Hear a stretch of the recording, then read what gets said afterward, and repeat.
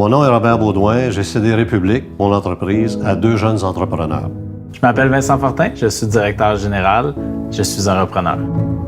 Je m'appelle Jean-Philippe, je suis en charge de la stratégie chez République et je suis un repreneur.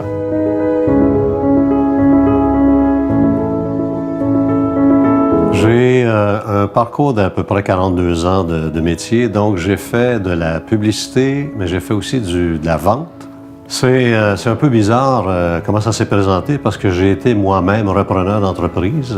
J'ai fait l'achat en 2001 de 50 des parts de République. Mon parcours m'a mené à travailler dans une agence de publicité pendant presque 4 ans. Quand Robert m'a parlé que lui, il désirait justement céder son entreprise, mais c'est un projet qui m'a intéressé dès la première seconde. La première fois que j'ai commencé à céder l'entreprise ou à vendre l'entreprise, ça a été provoqué par une offre qu'on avait eue d'une multinationale. On était en négociation et finalement, un des nouveaux partenaires qui a repris l'entreprise est venu me voir puis m'a offert tout simplement qu'on s'assoie, qu'on discute de la possibilité qu'eux deviennent les repreneurs. Une des raisons pour laquelle je n'ai pas vendu à la multinationale était de vouloir conserver le nom de République, l'établir au Québec.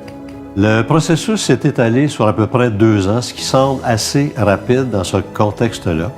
La raison pour laquelle ça a été aussi rapide, c'est que Vincent et moi, on se connaissait déjà depuis 1 an et que tout au long, on avait un objectif en tête, que le deal soit bon pour les 2 parties et que ça se finisse dans une entente agréable pour tout le monde. On a mis à contribution un bureau d'avocats qui avait ce genre d'expertise-là et on a aussi parlé à différents fiscalistes, gens en planification financière, qui nous ont donné des bons guides pour faire en sorte que la transaction se passe de la bonne façon. Les principaux défis du processus se résument à peu près à 2-3 choses. Premièrement, que le deal demeure un bon deal pour les 2 parties. Ensuite, de marier les objectifs à court terme et les objectifs à long terme. Et le principal, c'était de s'assurer que les clients restaient à bord de République. On achète dans un certain sens une clientèle, parce qu'on va être capable de la garder, puis de la faire évoluer avec nous.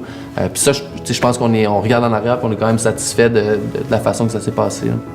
Si j'avais un conseil à donner, c'est de prendre ça au sérieux, de commencer le processus le plus tôt possible pour repérer les bonnes personnes au bon moment.